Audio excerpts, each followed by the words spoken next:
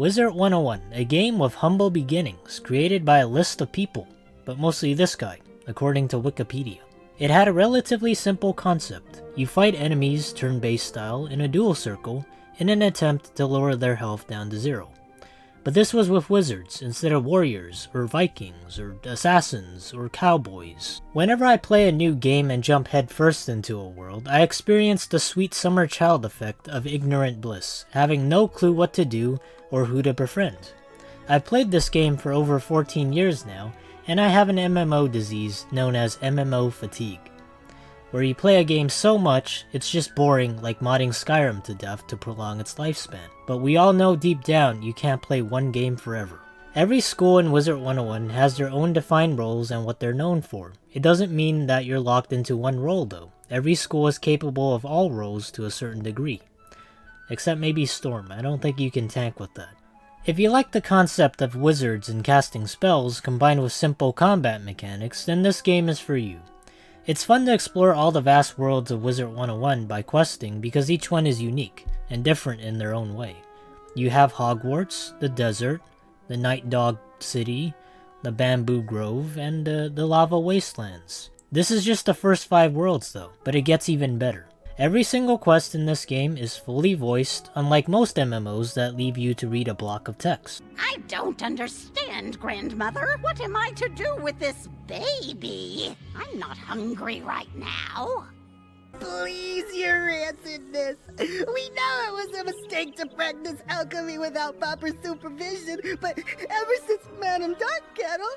Hey gang, thanks for checking out my music, and I hope you enjoy the new Winter Tusk area of Wizard101. See you in the game. There's no find a newspaper article and read it to decipher a clue.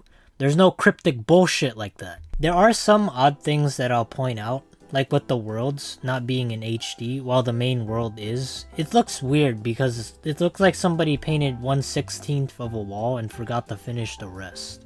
The combat stays the same the whole way through. What you see in the beginning is technically what you still do till the very end. The only exception is with bosses and different cheating mechanics where you'll have to maneuver around or avoid them. Now, at a certain point, this repetition becomes tiresome because the combat doesn't change much and you become powerful enough to steamroll everything. So having friends to talk to while you play is really recommended. Realistically speaking though, what actually does change is the narrative and the main villain. The story, without spoiling it, is quite good in the beginning, and then it gets a little better as the arcs continue. So eventually, at least for me, it falls off. This is due in part because over half of the spells you learn throughout the game are spells you'll never use again.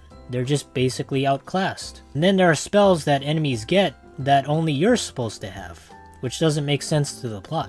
However, this game is most well known for its paywall because it takes crowns to unlock the areas. You can either purchase crowns with real money or unlock all the areas with membership at the low cost of $10 per month. But unlike WoW or Final Fantasy, it doesn't lock you out of the game if you don't pay, no matter what level you are. So no, this game is not as free as the ads suggest. Alternatively, you can wait 80 days by answering trivia questions, or just get a job. So, is the membership worth it? Sure, I mean, you get access to a shady vendor on the streets, and the other member benefits such as bag space.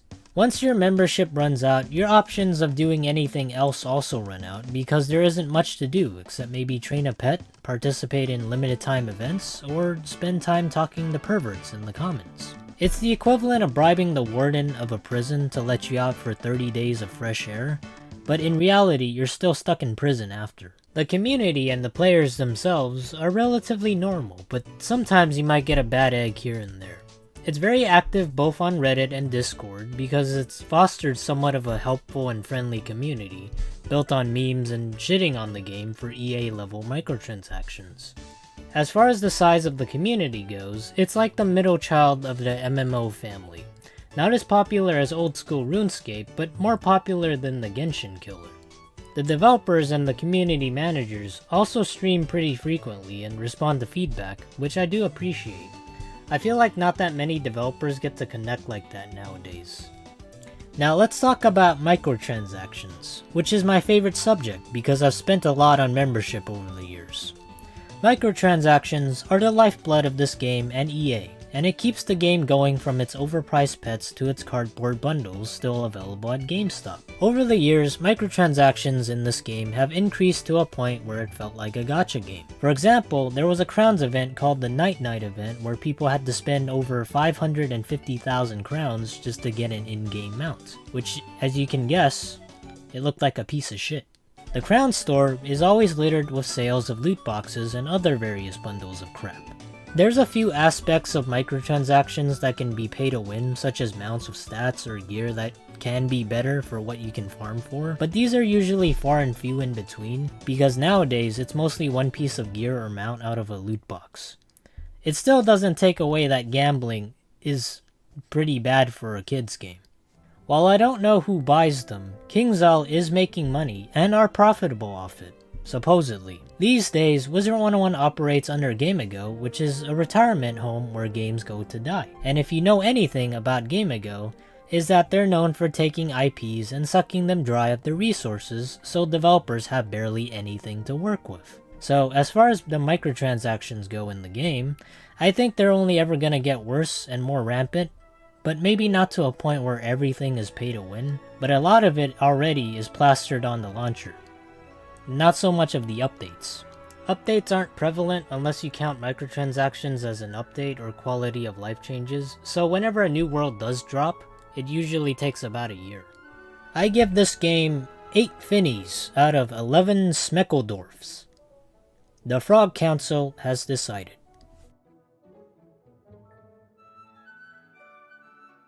No money?